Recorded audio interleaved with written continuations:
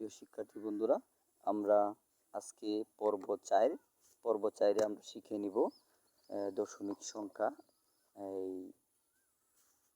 ভগ্নাংশ অংশ। এই দেখো ভগ্নাংশ অংশ, রেডিক্স পয়েন্টের ডানের অংশটা হলো ভগ্নাংশ অংশ। দশমিক সংখ্যা যে বেস 10 অর্থাৎ ডেসিমাল সংখ্যা বলা হয়, দশমিক সংখ্যা বলা হয় এবং 10 ভিত্তিক সংখ্যা বলা হয়, আবার প্রচলিত সংখ্যা বলা হয়। এই দশমিক সংখ্যাকে আমরা কয়েকটি নাম বলা যায়: দশমিক সংখ্যা, ডেসিমাল সংখ্যা, প্রচলিত সংখ্যা, 10 ভিত্তিক সংখ্যা। প্রশ্নের মধ্যে এক একবার এক একটা আসতে পারে, এই জন্য সবগুলো বলে দেওয়া হচ্ছে। তাহলে আমরা এই দশমিক সংখ্যা, এই ভগ্নাংশ অংশকে আমরা কি করব, এই যে প্রশ্নবোধক চিহ্ন বাইনারি, অর্থাৎ বাইনারি কত, তাহলে আমরা এই সংখ্যাটাকে বাইনারি করব। তাহলে ভগ্নাংশ অংশকে কিভাবে করতে হয় ইতিপূর্বে কিন্তু আমরা পড়ব 1, 2, 3-এ আমরা পূর্ণ অংশ থেকে সংখ্যা রূপান্তর করা শিখেছি। আজকে আমরা শিখব ভগ্নাংশ অংশ থেকে। দেখো ভগ্নাংশ অংশ লেখা আছে, যে ভগ্নাংশ অংশ লিখে নিচে এভাবে দাগ টেনে পরে এভাবে কলাম করতে হবে। পূর্ণ অংশ আবার ভগ্নাংশ অংশ, এরকম দুইটা কলাম, একটা হলো ভগ্নাংশের কলাম আর একটা হলো পূর্ণ অংশের কলাম। এভাবে কলাম করে তারপর লিখতে হবে এখানে এই যে রেডিক্স পয়েন্ট 25 অর্থাৎ ভগ্নাংশ অংশ। আবার শুধু 25 লিখলে হবে না, সামনে রেডিক্স পয়েন্ট দিয়ে লিখতে হবে। তাহলে আমরা গুণ করব কত দিয়ে? 2 দিয়ে। কেন গুণ করব 2 দিয়ে? ওই যে প্রশ্নে বলা হয়েছে বাইনারি কত, এই জন্য 2 দিয়ে। যদি বলা হয়তো অক্টাল কত, তাহলে 8 দিয়ে। যদি বলা হয়তো হেক্সাডেসিমাল কত, তাহলে 16 দিয়ে গুণ করতাম। যেহেতু বাইনারি করতে হবে, এই জন্য আমরা 2 দিয়ে গুণ করতেছি। এখন দেখো গুণটা, এখন যদি আমরা এভাবে গুণ করি, দেখো এই যে 5 2-এ 10-এর কত? 0।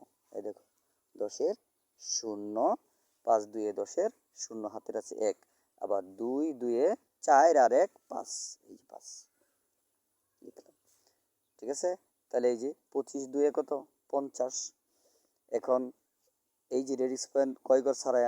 1 2 ঘর ছাড়াই রেডিক্স পয়েন্ট, আমারও এখানে 2 ঘর ছাড়াই কি দিতে হবে? রেডিক্স পয়েন্ট দিতে হবে। এই জায়গায় এই যে রেডিক্স পয়েন্ট দিতে হবে। ঠিক আছে, এখন আমি কিন্তু এভাবে গুণ করেছি। দেখো 5 2-এ 10-এর 0 হাতের আছে 1, 2 2-এ 4 আর 1 5। ঠিক আছে, এখন দেখা গেছে যে এখানে পূর্ণ অংশ কত আসলো, অর্থাৎ রেডিক্স পয়েন্টের বামে কি আসলো, অর্থাৎ কিছুই আসলো না। না আসলে কি ধরতে হবে? পূর্ণ অংশ 0 ধরতে হবে। এই পূর্ণ অংশের ঘরে 0 লিখতে হবে। এখানে আমরা 0 লিখব। কিন্তু অনেক স্টুডেন্ট আছে এই সংখ্যাটাকে 25-কে 2 দ্বারা গুণ, যে আমি যেভাবে করে দেখাই দেওয়া হয়েছে, তারা এভাবে গুণ করতে পারে না, ক্যালকুলেটর ছাড়া কিছুই বোঝে না। তাহলে আমরা ক্যালকুলেটর ব্যবহার করি। দেখো এখানে ক্যালকুলেটর কিভাবে, আমরা প্রথমে কি করব, লিখব রেডিক্স পয়েন্ট। এই দেখো রেডিক্স পয়েন্ট কই, এই যে রেডিক্স পয়েন্ট, এই যে রেডিক্স পয়েন্ট চাপলাম, তারপর 25, এই যে 2, পরে এই যে 5, এই দেখো আসলো, এই যে রেডিক্স পয়েন্ট 5 আসলো, এই যে রেডিক্স পয়েন্ট 25 আসলো।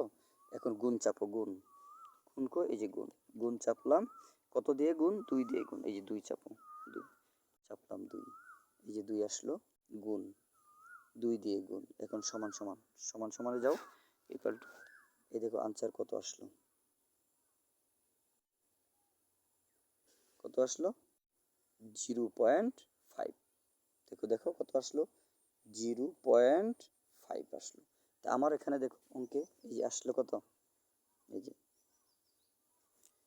অর্থাৎ এই সংখ্যাটাকে আমরা যখন গুণ করব 2 দ্বারা, তখন এই যে 0.5 আসার অর্থ হলো এই দশমিকের সামনে কিছু না থাকলে ক্যালকুলেটর অবশ্যই 0 দেখাবে। আমরা কিন্তু এই যেভাবে যে গুণ করলাম, 5 2-এ 10-এর 0 হাতের আছে 1, 2 2-এ 4 আর 1 5, তাহলে এখানে এই রেডিক্স পয়েন্ট কেন? ওই যে এখানে 2 ঘর ছাড়া রেডিক্স পয়েন্ট, যদি 3 ঘর থাকতো তাহলে 3 ঘর ছাড়া রেডিক্স পয়েন্ট, যদি 4 ঘর থাকতো তাহলে 4 ঘর ছাড়া রেডিক্স পয়েন্ট, এইভাবে। এখন কিন্তু এখানে রেডিক্স পয়েন্ট আসলো, ক্যালকুলেটর তো আমাকে দেখাচ্ছে কি, ক্যালকুলেটর দেখাচ্ছে এই দেখো রেডিক্স পয়েন্ট, এই যে ক্যালকুলেটর দেখাচ্ছে রেডিক্স পয়েন্ট, রেডিক্স পয়েন্ট কত? 0, রেডিক্স পয়েন্ট 5। তাহলে আমার এখানে বুঝতে হবে, দেখো সবসময় এই রেডিক্স পয়েন্টের বামে ক্যালকুলেটর কোনো সময় খালি দেখাবে না, অবশ্যই জিরো দেখাবে।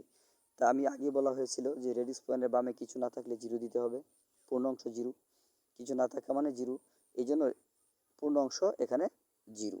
অর্থাৎ এই দেখো ক্যালকুলেটরে রেডিক্স পয়েন্টের সামনে যা আছে তাই হলো পূর্ণ অংশ, আর বামেরটা হলো ভগ্নাংশ অংশ।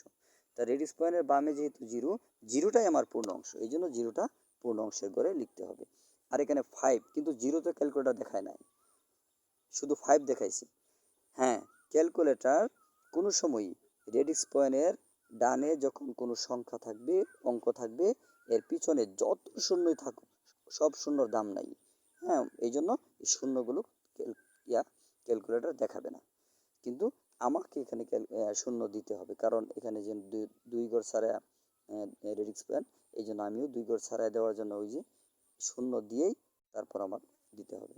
আচ্ছা, এখন আবার আমরা গুণ করব কত দ্বারা, 2 দ্বারা গুণ করব। হ্যাঁ, গুণ 2 লিখব, লিখে এভাবে টান দিব, দেখো এই যে টান দেওয়া হয়েছে। এখন আবার গুণ করব আমরা, তাহলে দেখো গুণ করি, 2 0 0, 5 2 10-এর 0, হাতের আছে 1, কিন্তু এখানে 2 ঘর ছাড়া যেহেতু রেডিক্স পয়েন্ট, আমারও এখানে কি করতে হবে, 2 ঘর ছাড়া এখানে রেডিক্স পয়েন্ট ব্যবহার করতে হবে। এখন যেহেতু এখানে এই যে 5 2 2 0 0, 5 2 10-এর 0, হাতের আছে 1, হাতের একটা কি এখানে লিখবো, হাতের একটা যদি এখানে লিখি, কারণ এখানে 2 ঘর ছাড়া রেডিক্স পয়েন্ট, এখানে 2 ঘর ছাড়া রেডিক্স পয়েন্ট, তাহলে এখানে আবার 1 দিতে হয়, কিন্তু এখানে যদি 1 দিই তাহলে 1টা হবে রেডিক্স পয়েন্টের বামের সংখ্যা, তো রেডিক্স পয়েন্টের বামের সংখ্যা হচ্ছে পূর্ণ অংশ, এই জন্য এই সংখ্যাটা পূর্ণ অংশের ঘরেই লিখতে হবে। ঠিক আছে, আচ্ছা যাক, এখন দেখাও এখানে কি, এখানে আমরা রেজাল্ট পেয়েছি প্রথমে 0, তারপর 1। তাহলে আমরা সবসময় খেয়াল রাখবো, যদি আমরা প্রথমে 0 পাই, যতক্ষণ আমরা না পূর্ণ অংশ পাচ্ছি ততক্ষণ অঙ্ক করে যেতে হবে, আর যখন পূর্ণ অংশ পেয়ে যাব তখন আর করতে হবে না। এখন প্রশ্ন হলো, প্রথমেই যদি আমি পূর্ণ অংশ পাই, অর্থাৎ এখানে 1 আসে, তাহলে যতক্ষণ 0 না হবে ততক্ষণ করে যেতে হবে। ব্যাপারটা আরেকবার বলছি, দেখো, যখন প্রথমে 0 পাবো, তখন যতক্ষণ পূর্ণ অংশ না পাবো ততক্ষণ অঙ্কটা করতে হবে, আর প্রথমেই যদি পূর্ণ অংশ পাওয়া যায়, যতক্ষণ 0 না পাবো ততক্ষণ করে যেতে হবে। ঠিক আছে, এই হলো আমাদের ভগ্নাংশ অংশ থেকে কিভাবে আমরা এই সংখ্যা রূপান্তর করতে হয়, এই নিয়মটা দেখানো হলো। আচ্ছা যাক, এখন সাজানোর নিয়ম দেখো। সাজানোর নিয়ম হলো এই উপর থেকে নিচ দিকে, এই চিহ্নটা দিক চিহ্ন, অর্থাৎ উপর থেকে নিচ দিকে। তাহলে এমএসবি কই হচ্ছে, উপরে, এম এস বি, অর্থাৎ এমএসবি শুরু, এলএসবি, এল এস বি শেষ, এভাবে লিখতে হবে। আচ্ছা, এখন উত্তরটা কিভাবে সাজাবে দেখো, উত্তর উত্তর কত ছিল আমার অঙ্কটা, কত ছিল, প্রশ্ন কত ছিল, প্রশ্ন ছিল রেডিক্স পয়েন্ট 25 দশমিক সংখ্যা বাইনারি কত। এখন উত্তরটা হবে এভাবেই, হ্যাঁ এভাবে দেখো, রেডিক্স পয়েন্ট 25, এই যে লিখে বেজ ব্যবহার করবে সমান সমান। এখন এখানে কিভাবে লিখবি, প্রথমে লিখবি ওই যে 0 আগে, উপর থেকে নিচ দিকে, অর্থাৎ 0 আগে, এখানে 0 আগে লিখবে, তারপর 1 1। আচ্ছা, এইভাবে ব্র্যাকেট দিয়ে, এই যে ব্র্যাকেট দিয়ে তখন এখানে বেজ ব্যবহার করা হবে, কিন্তু এখানে রেডিক্স পয়েন্ট দিতে হবে, এই জায়গায় রেডিক্স পয়েন্ট দিতে হবে। রেডিক্স পয়েন্ট দেওয়ার অর্থ কি, অর্থাৎ আমার অঙ্কটা তো ভগ্নাংশ অংশ, এই জন্য রেজাল্টের মধ্যেও এই সামনে এই যে রেডিক্স পয়েন্ট দিয়ে তারপরে সংখ্যাগুলো লিখতে হবে, তাহলে আমার ভগ্নাংশ অংশ হয়ে গেল। আচ্ছা, এই ছিল আমাদের এই ভগ্নাংশ অংশকে আমরা কি করে এই বাইনারি, অক্টাল, হেক্সাডেসিমাল করতে পারি। ঠিক এভাবে ভগ্নাংশ অংশ লিখে, এভাবে পূর্ণ অংশ, ভগ্নাংশ অংশ কলাম বানিয়ে, তারপর ওই যে এখানে যা থাকবে ঠিক রেডিক্স পয়েন্ট সহ এই সব সংখ্যাটা এখানে লিখবি, তখন বাইনারি করলে 2 দ্বারা গুণ, অক্টাল করলে 8 দ্বারা গুণ, হেক্সাডেসিমাল করলে 16 দ্বারা গুণ। গুণটা তো দেখলেই কিভাবে করা হলো, না হয় ক্যালকুলেটর ব্যবহার করে করা হবে।